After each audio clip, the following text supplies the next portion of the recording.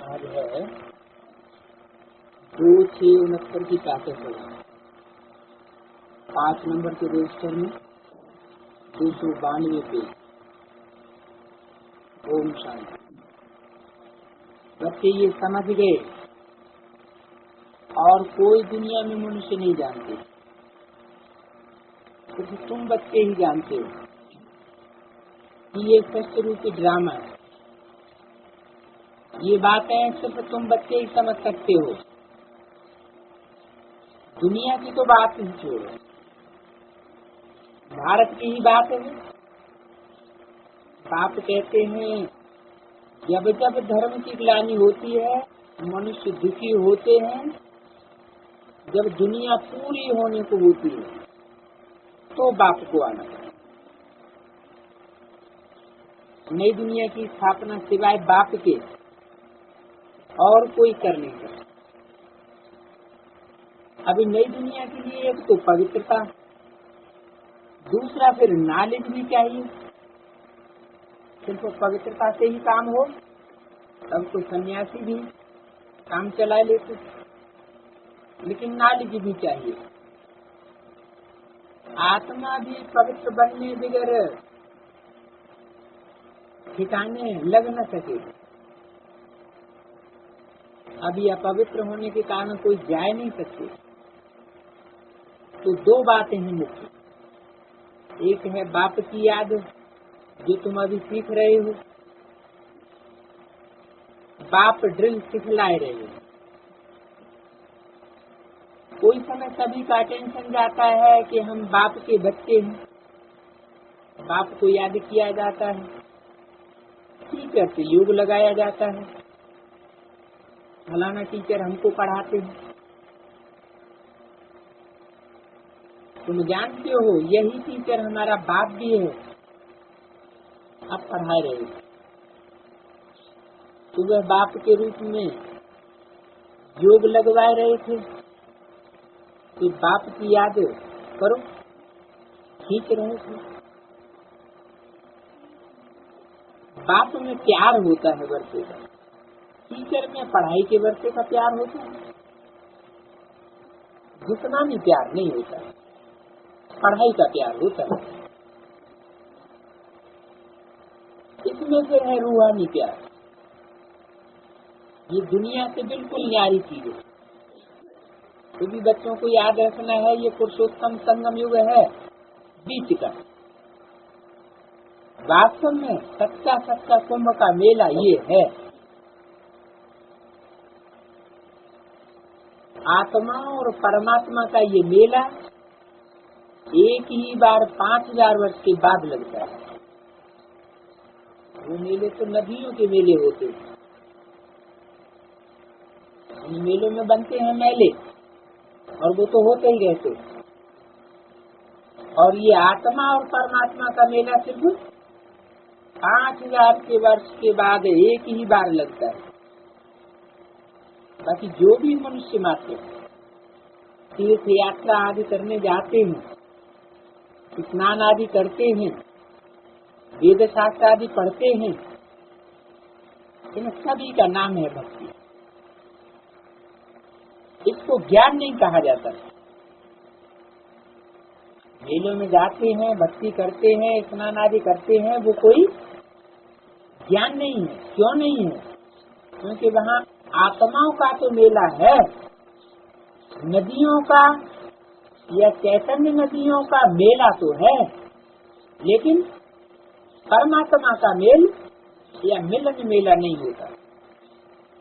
इसलिए वो मेले हैं मेले बनाने वाले, तो वो सब है भक्ति। उनको ज्ञान नहीं कहा जाता।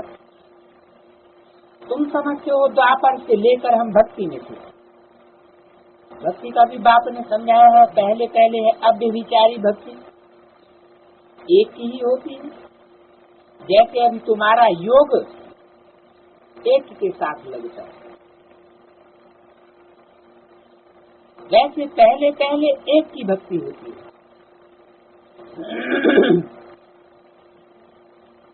एक के राज को तुम अच्छी रीति समझ गए हो। भक्ति को भी समझ लिया। भक्ति और ज्ञान बिल्कुल अलग चीज। बाप आते ही ज्ञान देने।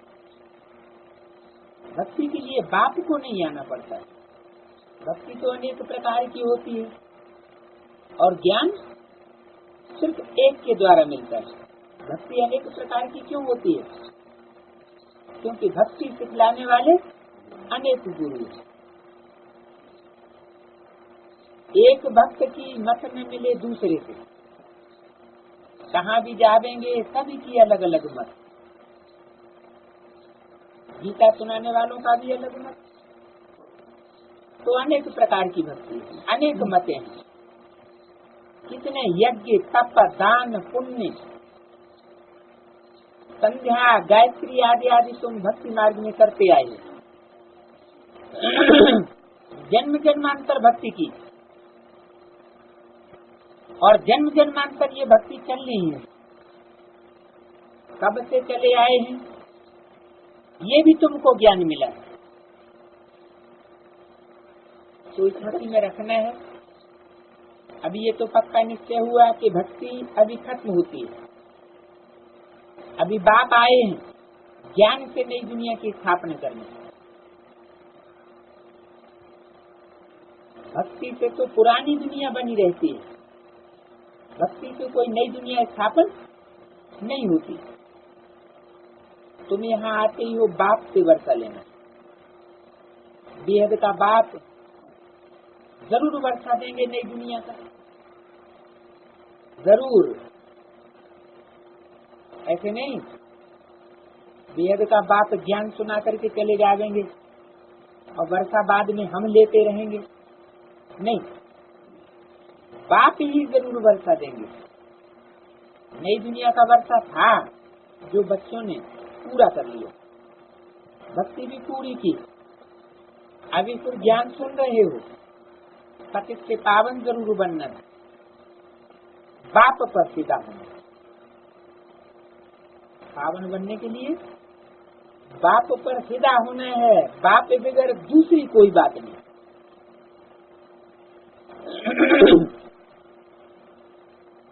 उनसे मिलने की तो बात है नहीं, मिलने की चीज है नहीं। ये जिस्मानी बातें तो है नहीं, ये तो है रूहानी बातें। तो बच्चियां कहती हैं शिव बाबा से मिले। बाप माँ की तो भागी चाहिए। अभी उन जिस्मानी माँ बाप की तो भागी मिलती है। अभी है तो ये सब रूहानी बातें, क्योंकि रूहानी बात है। रूहानी माँ तो नहीं होती। रूहानी तो सिर्फ एक ही बाप है। क्यों?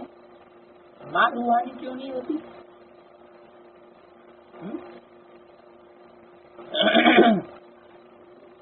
इतने भी धर्म सिखाए हैं, उनको निराकारी स्टेज में दिखाया गया है। उनकी जो सहयोगिनी है उनको निराकारी स्टेज में नहीं दिखाते।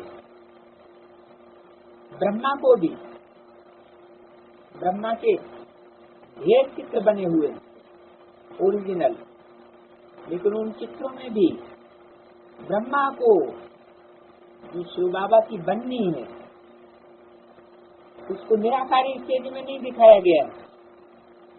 तो माँ होती है साकार और बाप होता है निराकार।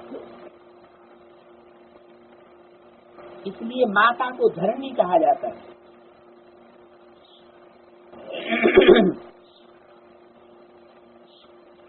रूहानी एक ही बात है। चित्र में भी सभी अंगुली से एक की तरफ इशारा करते हैं कि एक को याद करो। एक ही पतित पावन है। तुमको पावन कैसे बनाते हैं? याद। तुम जानते हो हम बाबा की याद में खड़े हैं। बाबा का लफ्ज जिस्मानी बात से अति ऊंचा है। उनमें कष्ट। तुम बच्चे की वृद्धि को पा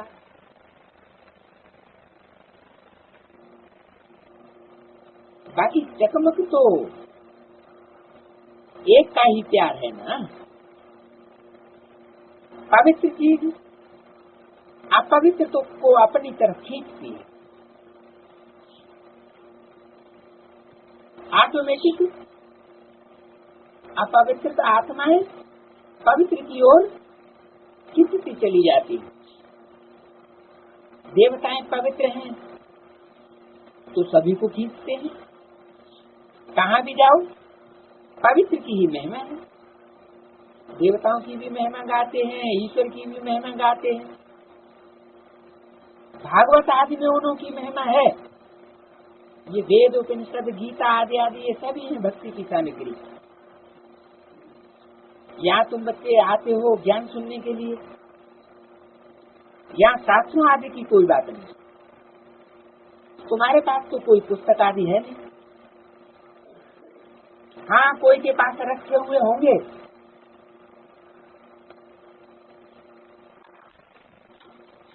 सिर्फ दिखलाने के लिए कि इसमें ये है। दूसरा कोई यहाँ तो भक्ति मार्ग की कोई बात ही नहीं। समझाने के लिए चित्र भी रखा हुआ है तो सिद्ध हो कि गीता का भगवान कृष्ण नहीं था। अभी ये बात है बड़ी छोटी बात नहीं है। पहले तो भारतवासियों को ही समझाना है। शास्त्र सभी खंडन किए हुए हैं। कितने खंडन किए? रावण संप्रदाय। एक मनुष्य ने ये शास्त्र आदि पुस्तक बनाई है भक्ति मार्ग के लिए, और एक बाप फिर ज्ञान सुनाते हैं। कहते हैं मैं इन तुम्हारे सभी शास्त्र को भक्ति को जानता हूँ,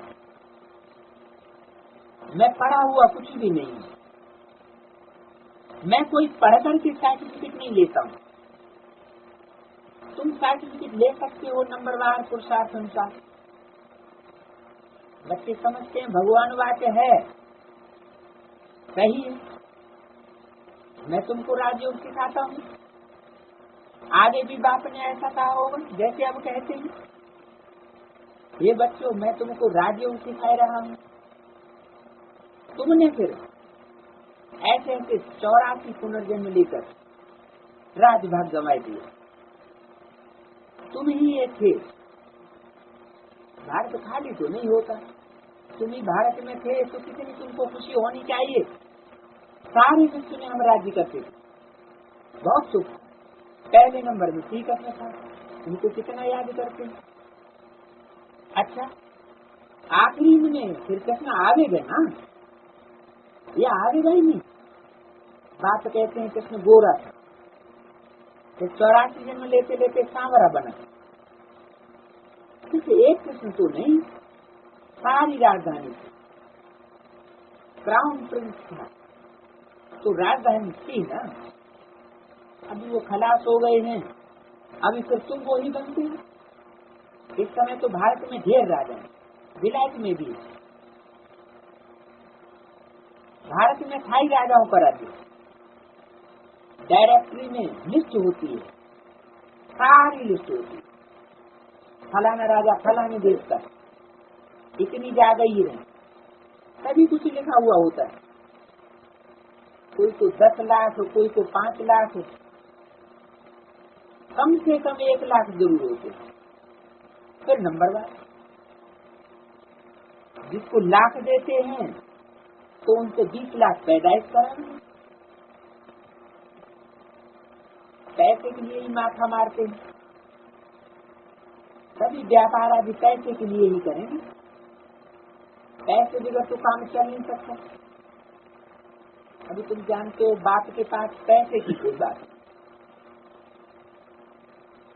वहाँ तो सोने हीरे आदि के महल होते हैं, वो फिर तो कहीं हो न सके। सोने के ईंटों के मकान बनते हैं। बच्चियां ध्यान में जाती थी, सोने की ईंटें देखती थी। कहाँ देखती? बैकुंठ, सूक्ष्म वतन में नहीं। तुम बैकुंठ में जाते हो, वहाँ सोने के महल आदि देखती हो। यहाँ तो कुछ भी नहीं है। वहाँ सोने के ही बनते रहते हैं। सत्युग में काहे के मकान बनते होंगे? सोने। मकानों की जरूरत होगी वहाँ? वहाँ सर्दी गर्मी लगेगी क्या? सर्दी गर्मी नहीं लगेगी। वहाँ देहाभिमान होगा क्या? जिस देहाभिमान की पूर्ति के लिए, ढकने के लिए दीवारें बनाई जाएंगी। पानी पीने का सामान वहाँ इकट्ठा करने की दरकार होगी क्या? वहाँ संग्रही होंगे क्या? है? तो सोने का मतलब है सच्चाई, और महल का मतलब है किले, संगठन। अर्थात जो पहली दिन ऐसी स्थापन होनी है, उसमें सच्ची आत्माओं का संगठन होगा। तो सच्ची मनुष्य आत्मा है, वही सोने की ईंटें हो गई। सच्चाई माना सोना, सत्य सोने के समान। माना नाम ही है सत्य युग, तो काय के समान है? सोने के समान। तो वहाँ सोने के ही मकान बनते हैं। यहाँ भी मकान बनाते हैं, मकान बनाने के लिए ईंटें मंगाते हैं। वहाँ भी तो मकान बनते हैं ना, सोने के महल बनते हैं। सोमनाथ का मंदिर है ना, अजमेर में भी सोनी द्वारिका दिखाते हैं, मॉडल बनाया हुआ। कहाँ? अजमेर में। सोने का पानी चढ़ा दिया है। कोई ओरिजिनल सोनी द्वारिका नहीं बना सकते, क्योंकि अजमेर में जो बनाई है वो किसने बनाई है? भक्ति मार्ग वालों ने। तो सोने का पानी चढ़ा दिया। उस समय सोना सस्ता था। किस समय? जब पानी चढ़ाएगा तब। जब सस्ता सोना होगा तो पानी चढ़ाने की क्या दरकार? फिर तो सोना ही लगाए देंगे। हाँ, सच्ची की बात कही। तो उस समय सोना सस्ता था। अभी तो सोना बहुत महंगा हो गया है। सच्ची आत्मा ढूंढने भी नहीं मिलती। किसको? हाँ, तुम्हारी तो फिर भी दिल्ली ही रहती है। दिल्ली को पाकिस्तान कहा जाता है। अभी तो दिल्ली कब्रिस्तान है। अभी दिल्ली में कौन दफन होते हैं? मुर्दे। कब्रिस्तान माना जहाँ मुर्दे दफन होते हो, वो हुआ कब्रिस्तान। दिल्ली में एक मंदिर में लिखा हुआ है। कौन से मंदिर में? लक्ष्मी नारायण के मंदिर में 5000 वर्ष पहले धर्मराज ने परिस्थान स्थापन किया था।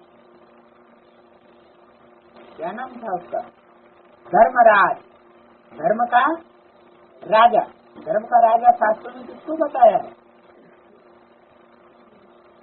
हाँ, महाभारत में युधिष्ठिर को, युद्ध में स्थिर रहने वाले को धर्म का राजा बताया। तो धर्म का राजा कौन हुआ? धारणाओं का राजा कौन हुआ? धारणाओं के राजा के रूप में करणहार का पाठ किस रूप के द्वारा बजाया गया? ब्रह्मा द्वारा। तो ब्रह्मा की टोली शरीर छोड़ने के बाद किसी ब्राह्मण बच्चे में प्रवेश करके धर्मराज का पाठ बजाती, युद्ध स्थिर का पाठ बजाती। तो गीता के अक्षर लिखे हुए। अभी ये बोर्ड है व नहीं है बाबा को नहीं मालूम। लक्ष्मी नारायण के मंदिर में बिरला के पास तो पैसे बहुत हैं।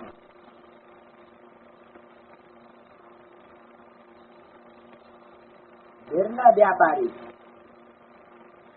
ऐसे व्यापारी सब नहीं बन सकते जो लक्ष्मी नारायण का मंदिर बनाते हो।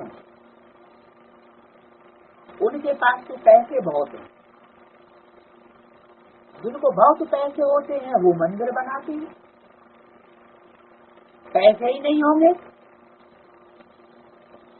कौन से पैसे और कौन से मंदिर। अब हमको कौन सा मंदिर बनाना है? बिरला व्यापारी ने तो लक्ष्मी नारायण का जड़ मंदिर बनाया और हम बच्चों को लक्ष्मी नारायण का चैतन्य मंदिर बनाना। तो जिन बच्चों के पास जितना ही पैसे होंगे, कौन से पैसे, ज्ञान करने की मिल्कियत होगी, वो उतना ही बड़ा मंदिर बनाने में सहयोगी बने। समझते हैं ये लक्ष्मी का आशीर्वाद है क्या? पैसे बहुत होना ये लक्ष्मी का आशीर्वाद है। लक्ष्मी कहाँ से लाएगी? लक्ष्मी का तो आशीर्वाद है, लेकिन लक्ष्मी के पास आवेगा कहाँ से? जरूर कौन चाहिए? लक्ष्मीपति नारायण चाहिए। तो कमाई करके लक्ष्मी नहीं लाती है। कमाई करके लाने वाला कौन होता है? पुरुष होता है। महालक्ष्मी की पूजा करते हैं, परंतु वह पैसे कहाँ से लावेगी? चाहे लक्ष्मी हो चाहे महालक्ष्मी हो। महालक्ष्मी को कितनी भुजाएं दिखाते हैं? 4 भुजाएं। तो जरूर कॉम्बिनेशन होगा। महालक्ष्मी का चित्र 4 भुजाओं वाला बनाते हैं।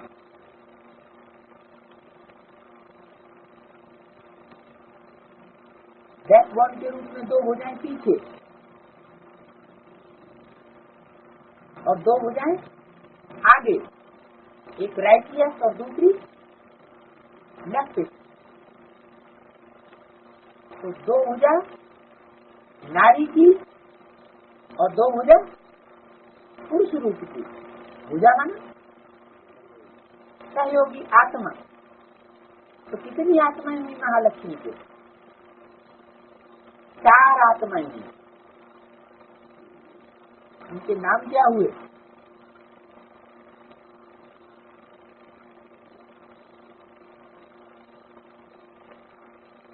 जरूर 2 भुजा उनके पति की होंगी। ऐसे नहीं कि लक्ष्मी की ही 4 भुजाएं होंगी। जरूर 2 भुजाएं उनके, हाँ उसके नहीं, उनके पति की होंगी। तो पत्नियां भी कितनी हुई? 2 हुई।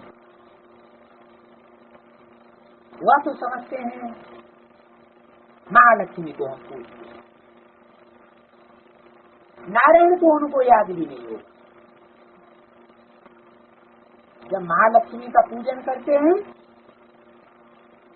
तो नारायण की तो याद भी नहीं। ये नहीं समझते लक्ष्मी को 4 भुजाएं कैसे होंगी, कैसे होंगी माना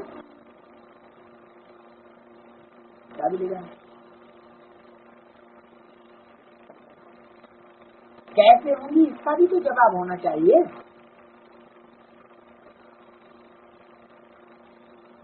तो जरूर नर नारायण, जो नर से डायरेक्ट नारायण बनने वाला पुरुष और डायरेक्ट नारी से नारायणी बनने वाली स्त्री भी होगी। और फिर एक तो ये नर नारायण हुए और दूसरे, हाँ दूसरे उनके वारिसदार बच्चे जो सतयुग में जाकर के नारायण बनते। नर से डायरेक्ट नारायण नहीं बनते, नर से पहले कृष्ण बनेंगे, फिर नारायण बनेंगे।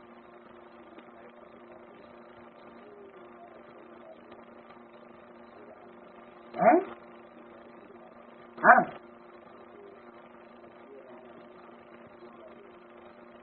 तो थोड़ा ही बैक में तो बैकबोन बाप दादा है। तो जब बैकबोन बाप और दादा कहा गया कि दादा कौन हुआ है? ब्रह्म। तो प्रवेश करने वाली आत्मा क्या हुई? वो बैकबोन हो गई।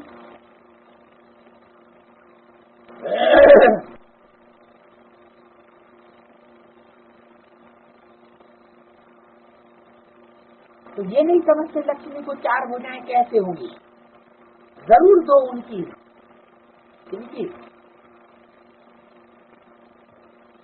लक्ष्मी के पति की। जैसे रावण को 10 सिर दिखाते हैं, स्त्री के और पुरुष के, 5 सिर स्त्री के, 5 सिर पुरुष के। तो जरूर कोई 5 स्त्रियां होंगी और 5 पुरुष भी होंगे जो संगठित होकर के कार्य करते हैं। लेकिन उनको सिर दिखाते हैं रावण को, और लक्ष्मी को भुजाएं दिखाते हैं। उनको सर क्यों नहीं दिखाते? हाँ, बुद्धि है कि परमात्मा कार्य करती है उनके अंदर, परमात्मा की मत पर चलने वाले हैं महालक्ष्मी की भुजाएं। और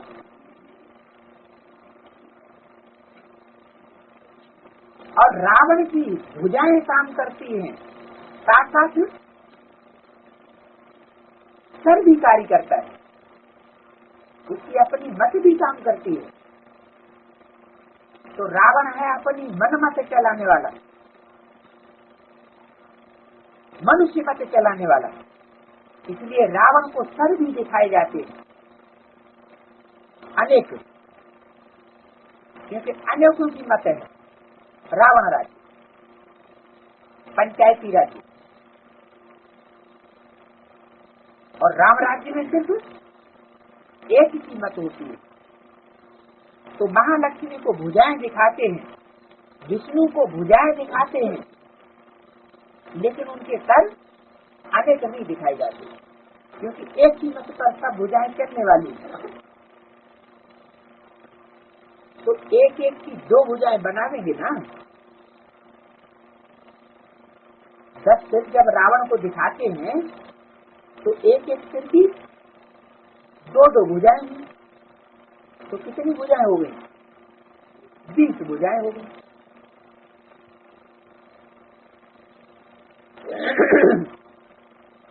ये बातें खुद पूजा करने वाले नहीं जानते हैं। कितनी पूजा होती है, करोड़ों के अंदाज में पूजने वाले हो जाते हैं। महालक्ष्मी कहते हैं, परंतु लक्ष्मी नारायण दोनों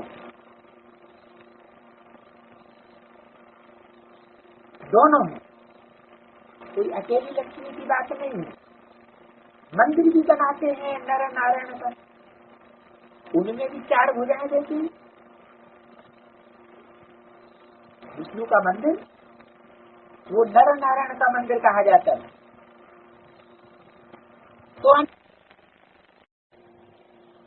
तो पुरानी पेज पर मुरली का दूसरा पेज, अनेक मंदिर हैं। तुम चित्र देखेंगे किस्म किस्म के बनाते हैं। पांडवों के भी कितने बड़े चित्र दिखाते हैं। तो ये चित्र किस बात की यादगार है?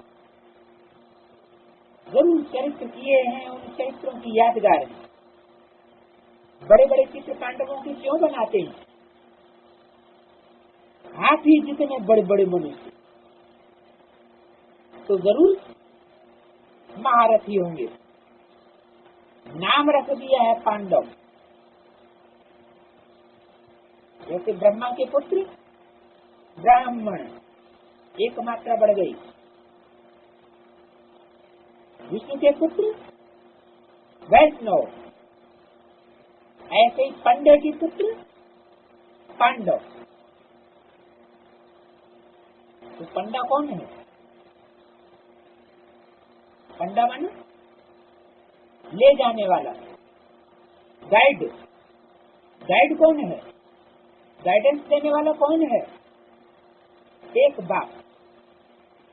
तो बाप हुआ पंडा और उसकी गाइडेंस पर चलने वाले हुए 5 पांडव, अर्थात थोड़े से बच्चे।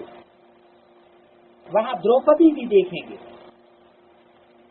5 पांडवों को भी दिखाया है तो साथ में द्रौपदी को भी दिखा दिया है। द्रौपदी से क्या बन गया? द्रौपदी। ध्रुव पद है जिसका, जैसे ध्रुव तारा अटल है, तो निशानियां हैं, परंतु जानते कुछ नहीं। बंबई में एलिफेंटा केव्स में देखेंगे पांडवों की चित्र, जिसका पद ध्रुव है, पहले से ही निश्चित है। एक बाप की प्रत्यक्षता होगी तो अम्मा की नहीं होगी क्या? है? बाप है तो जरूर अम्मा भी होगी, नहीं तो बाप पाएगा, फिर तो कुमार हुआ। बंबई में एलिफेंटा केव्स में देखे होंगे पांडवों की चित्र। एलिफेंटा नाम भी क्या रखा? एलिफेंटा। उसका एलिफेंटा नाम क्यों रखा? क्योंकि हाथियों जैसे महारथी बड़े बड़े पांडवों के चित्र वहां रखे हुए हैं गुफा में। जरूर गुप्त पुरुषार्थ करने वाले होंगे।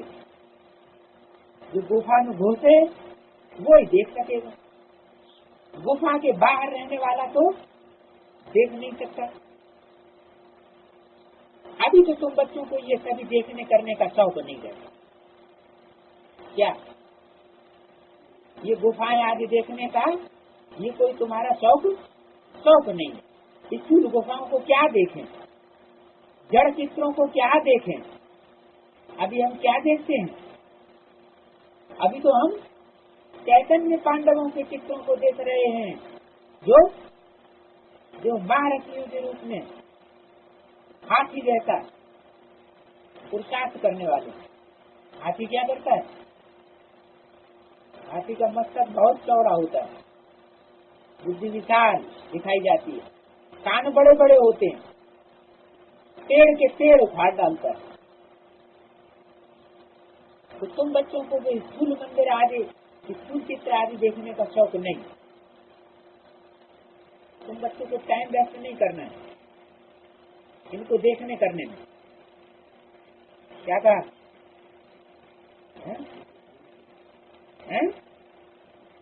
बात यह है कि हाथी की नाक बड़ी ऊंची होती है। नाक ऊंची होना माने ये भी एक मुहावरा है। नाक ऊंची रखो।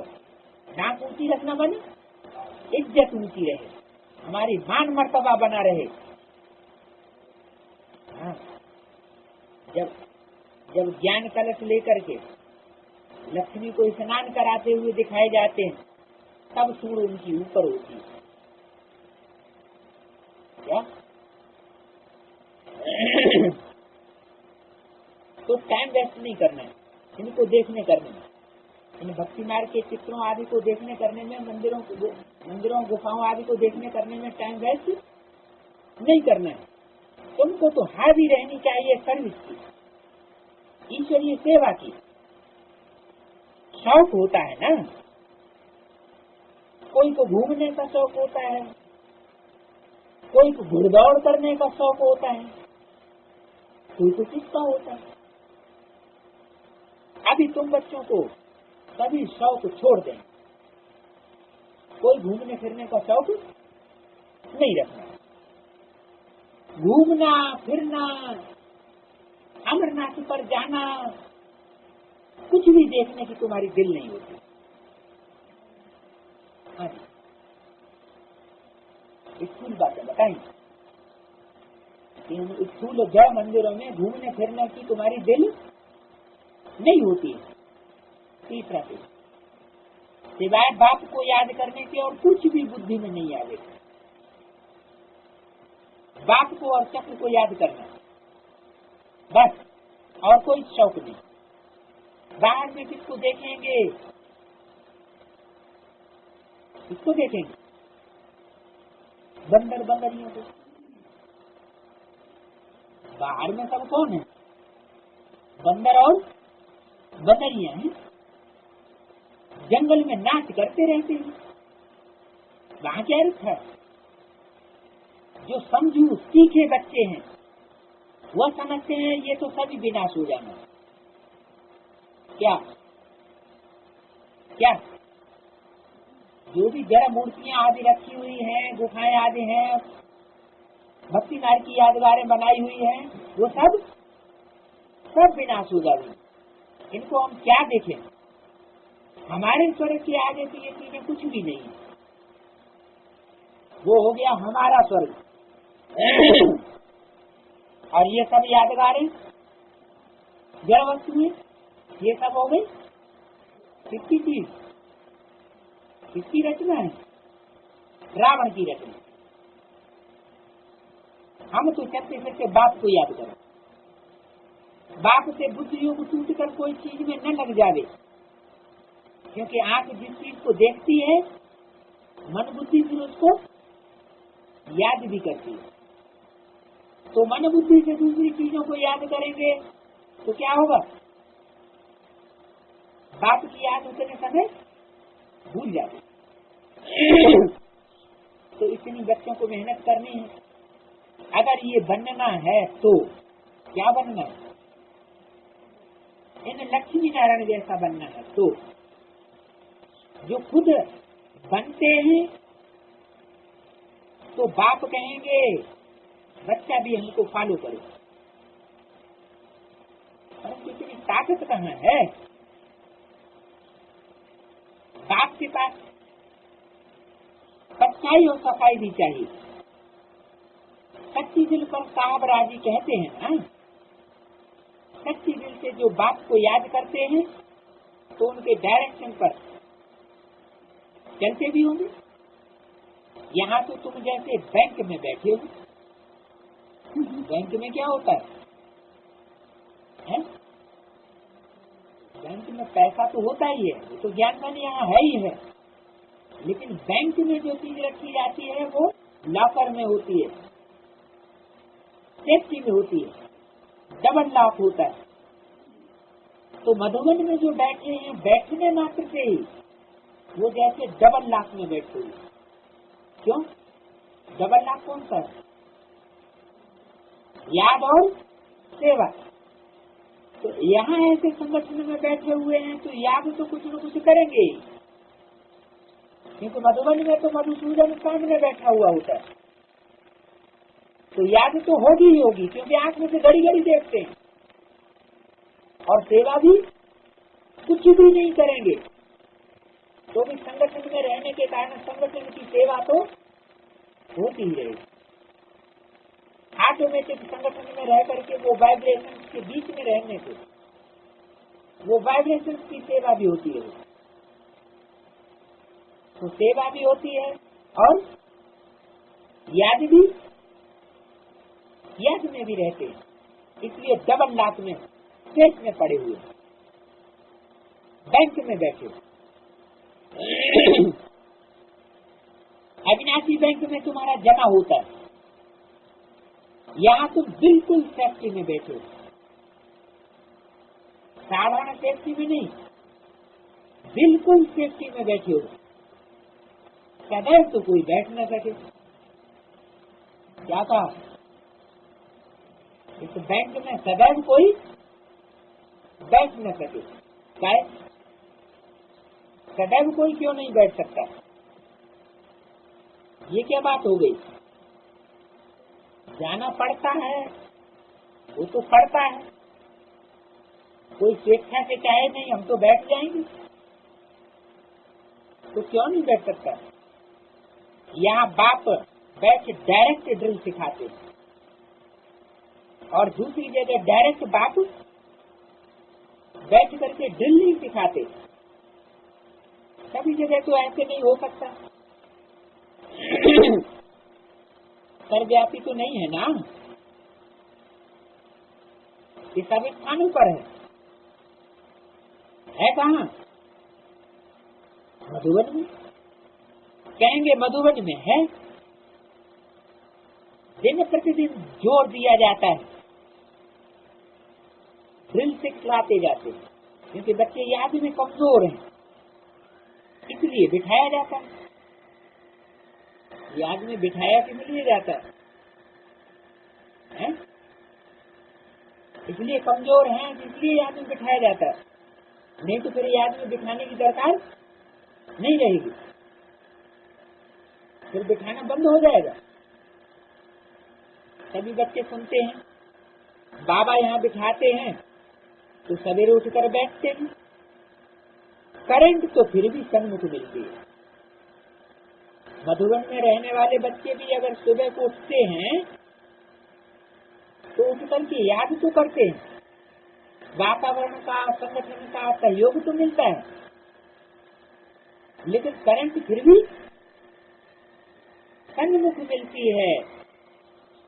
जो भी बच्चे बैठते होंगे उनका बुद्धि योग मधुबन में होगा। शिव बाबा को याद करने से ब्रह्मा भी याद आता होगा। क्यों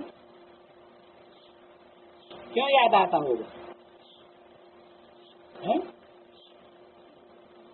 ब्रह्मा के बच्चे ब्राह्मण हैं तो ब्रह्मा तन में बाप आते हैं, बाप ब्रह्मा तन का आधार लेते हैं, तो जो चीज जिस पर रखी हुई होती है तो वो आधार भी याद हो जाता है। जैसे बाप ने बच्चे को याद किया तो बाप बैठा है ऑफिस में और वो अपने बच्चे को याद कर रहा है, तो बच्चा कहीं तो बैठा होगा ना, याद करने के लिए कोई आधार तो चाहिए। तो बच्चा जहाँ जिस स्थान पर बैठा हुआ वो स्थान भी जरूर याद आएगा। तो शिव बाबा को याद करने से ब्रह्मा भी याद आता होगा, क्योंकि इनमें शिव बाबा बैठा होगा। अगर शिव बाबा ब्रह्मा में बैठा न हो तो शिव बाबा भी याद आ नहीं सकता। क्या मतलब हुआ? ब्रह्मा में नहीं बैठा होगा तो याद नहीं आ सकता है? अकेले हम बिंदु शिव आपको याद करना चाहें तो याद नहीं आएगा, लेकिन यहाँ बिंदु बाप को याद करने की बात नहीं बताई। किसकी याद करने की बात बताई? शिव बाबा। बाबा कहा जाता है ग्रैंडफादर को, साकार को। शिव बाप और शिव बाबा में अंतर है। शिव बाप नाम है बिंदी का, आत्माओं का बाप है सिर्फ। बाबा, चाचा, नाना, काका, ताऊ, साजन, सजनी आदि कुछ भी नहीं। ये ढेर संबंध कब बनते हैं? जब वो बिंदु साकार में आता है तो बाबा बनता है। बाबा माने ग्रैंडफादर। तो शिव बाबा याद आवेगा तो जरूर उसका आधार जिसमें वो बैठा हुआ है वो भी याद आवेगा। तो उनको याद करना। किनको? उनको शब्द क्यों लगाया? ये क्यों नहीं कहा कि इसको याद करना है?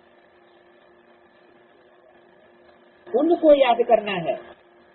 शिव बाबा बैठे होंगे तो मधुबन में मुरली चलाते होंगे, सभी को ऐसे भाषणा आवेगी। जिनका बुद्धि योग वहाँ होगा। जानते हैं इनके रथ में, इनकी बगल में शिव बाबा बैठा है, उनके साथ में ड्रिल सिखाते होंगे। तो ये डबली लोहे की है। इनमें बैठते बैठते आखिरी में ये डबली भी सोने की हो जाएगी। वो कौन सी डबली है? और डबली माना क्या है? हाँ, ये डबली लोहे की, इनमें बैठते बैठते आखिरी ये डबली भी सोने की हो जाएगी, हीरे जैसे बन जाएंगे। जो हीरे जैसा होंगे तो जन्म भी हीरे का ही देंगे ना। तो हीरे का जन्म कहाँ होता है? हीरे जैसा जन्म कहाँ होता है? संगम, संगम के ही श्रेष्ठ से श्रेष्ठ काल में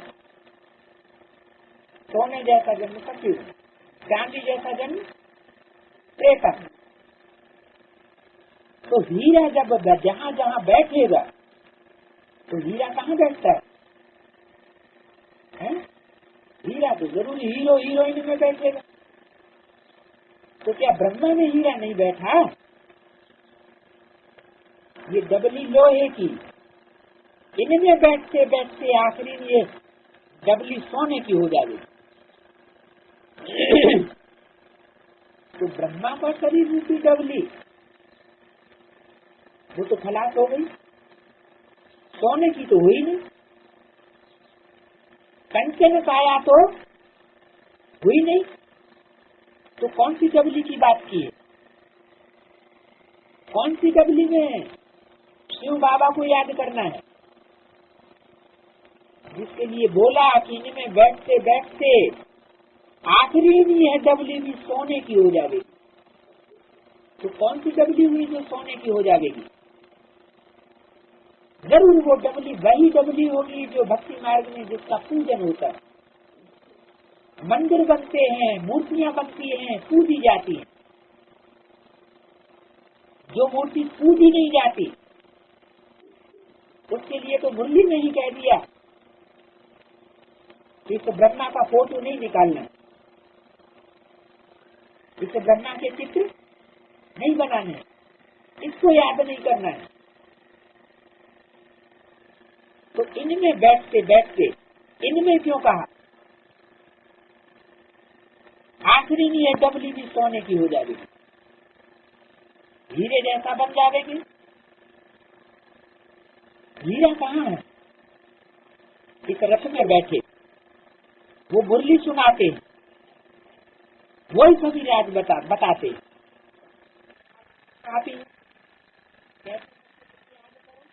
नाम एकम, वो एक बात में विराजमान शिव बाबा को याद करना है। तुमको यहाँ बाहर के पुराने कम होते, इसलिए तुम यहाँ घड़ी घड़ी आते हो रिफ्रेश होने के लिए। तुम पक्के होते जाते। मधुबन में मुरली बाजे, ये भी गाया हुआ है। मुरली कहीं दूसरी जगह नहीं बाजे। कहाँ बाजे? मधुबन में मुरलिया बाजे।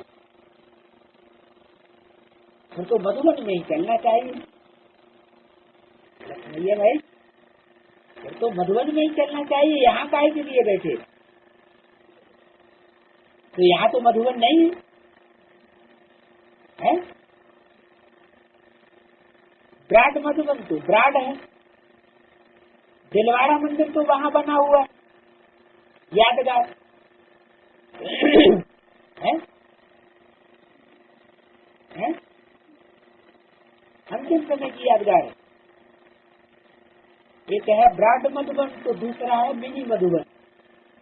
क्या? जब रावण का राज्य कलयुग में हो जाता है तो शिवाजी क्या करते हैं?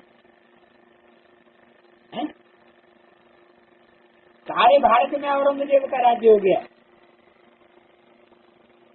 किले तो बड़े बड़े आ गए उसके हाथ में। तो शिवाजी क्या करेगा? अपना छोटा किला बनाएगा कि नहीं बनाएगा? तो शूटिंग चल रही है काहे की? राम और रावण की। तो मिनी मधुबन का डायरेक्शन अव्यक्त वाणी में बाबा ने दे दिया। किसको दिया है?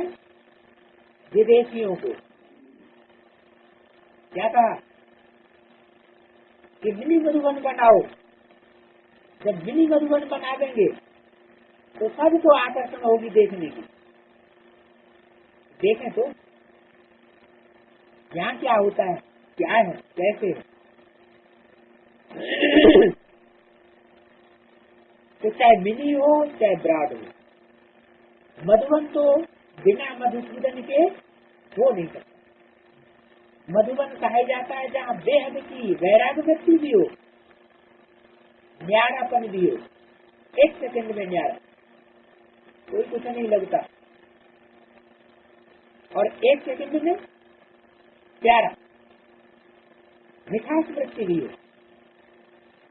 तो दोनों का कंट्रास्ट और दोनों है एक साथ, तो उसको कहते हैं मधुबन। जहाँ ब्राह्मणों का संगठन वहाँ मधुबन, और ब्राह्मणों का संगठन नहीं तो वहाँ मधुबन नहीं। संगठन का मतलब ही एक सूत्र में पिरोया हुआ। यहाँ कौन सा सूत्र है? ज्ञान का सूत्र। एक ज्ञान के सूत्र में पिरोई हुई आत्मा ही उस संगठन में बैठ सकती है, दूसरी आत्मा वहाँ बैठ नहीं सकती, भाग जाएंगे। तो आखिरी में ये डबली सोने की हो जाएगी, हीरे जैसा बन जाएंगे। इस रस में बैठे हैं, वो मुरली सुनाते, तो डबली मानो रस, वही कबीराज बताते हैं। कथित पावनी वही बात है, वही क्यों कह दिया? ब्रह्मा के लिए तो बोलते ही है इसे, और वह किसको बोला जाता है? जो दूर होता है उसे कहते हैं वह पतित पावन बात है।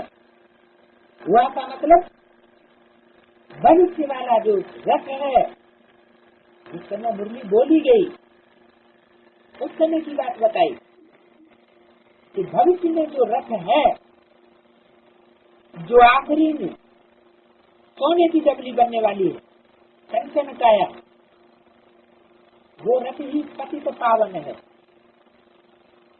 कहते हैं बच्चे मुझे याद करो, माँ में एकम, मुझे एक को याद करो। अब माँ में एकम का मतलब ये तो नहीं है मुझे एक बिंदी को याद करो। बिंदी बिंदी तो देखने में सब एक जैसी, तो कौन सी बिंदी को याद करो? माँ में एकम, मुझे एक को याद करो। तो 500 करोड़ बिंदी है, मुझे एक बिंदी को याद करो, तो कौन सी बिंदी को याद करें? कैसे पता लगेगा कौन सी बिंदी परमात्मा की और कौन सी बिंदी आत्मा की? तो जरूर जब तक वो बिंदु साकार में आकर के ज्ञान में सुनावे, ज्ञान के द्वारा उसकी प्रत्यक्षता न हो, तब तक कैसे पता चले मां एकम का? मुझे एक को याद करो, तो जरूर वो व्यक्त सन है, कोई व्यक्त सन है जिसकी तरफ इशारा दिया, वह माने भविष्य में प्रत्यक्ष होने वाला वो स्वरूप। तो मां एकम को याद करो, वह एक बाप यहाँ सिखलाए रही। इस रथ में विराजमान शिव बाबा को याद करना है, तुमको यहाँ बाहर के पुण्य कम होते। मधुबन में मुरलिया बाजे ये गाया हुआ है, आगे थोड़ी ये बातें समझते। आगे तो वृंदावन आदि जाते थे, आगे तो वहाँ क्या था, छोटी सी मूर्ति रखी थी। कहाँ? वृंदावन में। अभी तो बहुत आलीशान बन गया है। कौन सी नगरी? वृंदावन। भक्ति मार्ग में बहुत लंबा चौड़ा हो जाता है और लंबा चौड़ा होता रहता है, भक्ति का पंप एंड शो बहुत बढ़ जाता है। आगे तो वृंदावन आदि जाते थे, वहाँ क्या था, एक तो छोटी सी मूर्ति रखी हुई थी ट्रांसलाइट की बना करके, उससे भी पहले कागज पर। अभी तो बहुत बड़ा मंदिर बना दिया है। कहाँ की बात है? मथुरा के पास वाले वृंदावन की बात है क्या? वृंद माने समूह और वन माने जंगल। बहुत बड़ा मंदिर बना दिया है क्योंकि वहाँ बहुत जाते रहते हैं। तो बाप बैठ सभी बातें समझाते हैं, सच्ची का समाचार कि भक्ति मार्ग का वृंदावन मधुबन कौन सा है और ज्ञान मार्ग का मधुबन वृंदावन कौन सा है।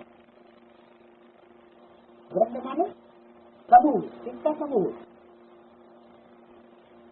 कहते हैं कृष्ण के साथ 16,000 गोपिकाओं ने रास रचाए, तो 16,000 गोपिकाएं कोई दूसरी नहीं, देव आत्माएं ही वो स्वरूप धारण करती। तो उस समूह का नाम वृंद रख दिया गया। जहाँ इकट्ठे होते हैं उस स्थान का नाम वृंदावन हो गया। तो बाप बैठ सभी बातें समझाते हैं। तुम भक्ति मार्ग में क्या क्या करते थे, सतयुग में क्या क्या करते होंगे, वहाँ कितने सुख मिलते हैं। यहाँ तुम आते ही हो सन्मुख को पढ़ने के लिए, यहाँ तुमको धारणा अच्छी होगी, वहाँ धारणा अच्छी नहीं होगी। यहाँ मानो मधुबन, बच्चे याद आते रहेंगे। वहाँ बच्चों में बहुत लव रहता है। बच्चों को छोड़कर आते होंगे तो उनका भी सोना रहता होगा। पता नहीं बच्चों की संभाल कोई करता है या नहीं करता है। अपनी चीज याद तो जरूर पड़ती है। यहाँ तो बात कहते हैं शरीर को भी याद न करो, तो अपने बाल बच्चों को तो याद करने की बात ही नहीं। आप मैं मुँह मर गई दुनिया, हम बाप के बन गए, हमारे लिए सारी दुनिया बने मर गई। क्या कहा बाबा का डायरेक्शन क्या है मरने वालों के लिए? आप मुँह मर गई दुनिया, दुनिया मर गई। क्यों? उसका मतलब मधुबन में आकर जो बाप के बने और कहते हम तो बाप के बन गए, तो उनके लिए शर्त क्या है? आप मुए मर गई दुनिया। बच्चों में बहुत लग रहता है, बच्चों को छोड़कर आते होंगे तो फुरना रहता होगा, पता नहीं बच्चों की संभाल कोई करते हैं या नहीं। तो अपनी चीज याद जरूर पड़ती है, बाप की नहीं, अपनी चीज याद जरूर। तो यहाँ पे बात कहते हैं अपने शरीर को भी